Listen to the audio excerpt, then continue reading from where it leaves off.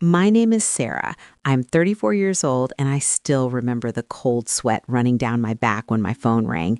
I had just paid off my husband's massive debt, sacrificing my entire life for him. 2 days later, a strange woman called, crying tears of joy, thanking me for saving her family and her husband. My heart stopped. I had no idea that this single phone call would destroy my whole life. It all started 5 years ago. I met Mark, a 36-year-old architect who seemed perfect. He was charming and made me feel like the center of his universe. We got married after 2 years. I thought I was living a fairy tale. I was so blind. Our life was quiet until that terrible Tuesday night. Mark came home looking like a ghost. He fell to his knees in our kitchen, sobbing uncontrollably. I dropped my coffee mug. It shattered on the floor, but I didn't care. I just held him. Between gasps of air, he confessed. He said a business partner had scammed him, leaving him with an $80,000 debt. If he didn't pay, he would go to jail. He looked at me with red eyes, begging for my help. My heart broke. I didn't even hesitate. He was my husband. We were a team. I wiped his tears and promised we would fix this. I drained my savings account the very next morning. It was $20,000 I had saved since college. It was gone in seconds. But it wasn't enough. We still owed $60,000. That is when my nightmare truly began. I worked as a graphic designer, but my salary wouldn't cover it. I needed more money fast. I started taking double shifts. The stress was eating me alive. My best friend, Emily, who is 34 years old, noticed how sick I looked. We met for lunch one day. I could barely keep my eyes open. Emily grabbed my hand across the table. "Sarah, you look like a ghost," she said with worry. "What is going on?" I broke down crying in the middle of the diner. I told Emily everything about the debt. She frowned, her eyes narrowing. "Sarah, are you sure about this? Mark has always been secretive about his finances. Don't you think it's weird?" she asked. I told Emily she was being unfair. I was defensive because I loved him. I refused to see the red flags. So I took a second job, working at a diner every night from 6 until midnight. I served burgers until my hands were cracked and bleeding. Mark promised he was working extra too, but he always seemed to be at networking events for clients. I was too exhausted to question him. I came home smelling like grease, took a quick shower, slept for 4 hours, and woke up to do it again. I sold my car, a beautiful blue sedan I loved. I took the bus in the freezing cold winter mornings. I remember standing in the snow, shivering in my coat, while Mark drove away in his warm SUV. He said he needed his car for work. I believed him. Every month, I handed my hard-earned cash to Mark to pay collectors. I gave up buying new clothes. I stopped getting haircuts. I ate cheap noodles while standing up in the kitchen just to save money. My whole existence was dedicated to his debt. This brutal routine lasted for 2 long years. I lost 15 pounds. I looked sick, but every time I handed him an envelope of cash, Mark would kiss my forehead and call me his angel. Those crumbs of affection kept me going. I wanted to save us. Finally, the day arrived, the final payment. I had worked a double shift on Sunday to get the last $1,000. I came home, exhausted but smiling. I gave him the money. He hugged me tightly and said it was over. I cried from pure relief. I slept for 14 hours straight that night. A huge weight was lifted off my shoulders. I woke up feeling like a new woman. We could finally start a family and go on vacation. I started planning our future again. But my happiness didn't last. It was a Wednesday afternoon. I was at my design job when an unknown number called my cell phone. Usually I ignore them, but something told me to answer. "Hello?" I said. A woman's voice answered. She sounded breathless. "Is this Sarah?" she asked. "Yes, speaking," I replied. The woman let out a huge sigh of relief. "Oh, thank God. My name is Jessica. I am 30 years old. I found your number in Mark's office desk. I just had to call and thank you. You are an angel for lending us that money." My blood turned to ice. My throat closed up.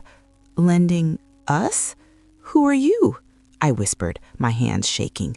The woman on the phone sounded confused. "I am Jessica, Mark's wife. He told me his rich cousin Sarah lent us the money to pay off our mortgage." The room spun around me. I couldn't breathe. I felt a sharp pain in my chest, like someone had stabbed me. "Mark's wife?" I choked out. "Mark and Ark have been married for 5 years." There was a dead silence on the line. Then Jessica started crying. "No, no, that's impossible," Jessica sobbed. "We got married 3 years ago. We have a 1-year-old son. He told me he worked late every night." I dropped my phone. It hit the floor with a loud crack. I ran to the office bathroom and threw up my lunch. I locked myself in the bathroom stall, sliding down the cold tile wall. I pulled my knees to my chest and cried until my eyes burned. Every late shift, every bus ride in the snow, every dropped tear, I had funded his secret family. I had paid for his other life. I called Emily immediately. She rushed to my office and found me on the bathroom floor. When I told her what happened, her face went pale with pure rage. "I am going to kill him," she whispered, but I shook my head. "No," I said, wiping my face. "I will destroy him." Emily helped me up. We went to my house. Mark wasn't there. He was supposedly at work. I tore his home office apart. I found a hidden locked drawer. I smashed it open with a hammer. Inside, I found the truth: bank statements, property deeds, and a second cell phone. I charged the hidden phone. It was full of texts to Jessica, pictures of their baby, receipts for expensive dinners and vacations they took while I was serving burgers to pay his fake debt. The betrayal was so deep it felt like acid burning through my veins. I didn't cry anymore. The sadness vanished, replaced by a cold, calculating fury. I called Jessica back from his secret phone. She answered immediately, crying. "I am so sorry," she kept saying. I stopped her. "Jessica, we are both victims. We need to meet. Today." We met at a quiet coffee shop across town. Seeing her in person was surreal. She was beautiful, holding a small baby boy. She looked just as broken as I was. We sat in the corner, showing each other documents. The pieces of his massive lie finally fit together. Mark had never been scammed. He had a gambling problem early on, but the huge debt was a lie to buy a house for Jessica. He used my blood, sweat, and tears to pay off a mortgage I never knew existed. He manipulated me because he knew I would do anything. Jessica was horrified. She thought he was a successful businessman working long hours. She had no idea she was the other woman. "I want to leave him," she whispered, holding her baby tight. "I can't be with a monster." I looked her in the eyes. "Let's trap him," I said. For the next week, I played the perfect wife. It was the hardest thing I have ever done. I smiled at Mark. I cooked his dinner. Every time he kissed me, I wanted to vomit. But I needed time. I hired a tough divorce lawyer and froze all our joint bank accounts. I gathered all the evidence, the financial records, the messages, the proof of fraud. My lawyer told me that since he used marital funds under false pretenses to buy property in his name only, I had a solid case to take everything. I was ready for absolute war. Friday evening arrived. Mark told me he had a very important late meeting. I knew exactly where he was going. He was going to Jessica's house to celebrate paying off their house. I texted Jessica. "Is he there?" I asked. She replied instantly, "Yes, come right now." I drove to the address Jessica gave me. It was a beautiful suburban house, the house I paid for. My hands gripped the steering wheel so hard my knuckles turned white. I walked up to the front door. I didn't knock. Jessica had left it unlocked for me. I walked right in. The house smelled like roast chicken. I walked into the dining room. Mark was sitting at the head of the table, holding a glass of wine, laughing. When he saw me standing in the doorway, his laugh died in his throat. His face turned the color of dirty snow. He dropped his wine glass. It shattered, red wine spilling like blood across the expensive rug. "Sarah?" he choked out, standing up quickly. What are you doing here?" He looked back and forth between me and Jessica, who was standing quietly in the corner.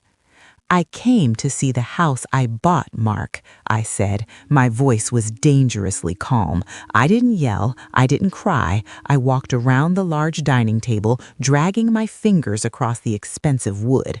It's a very nice house, much nicer than our tiny apartment.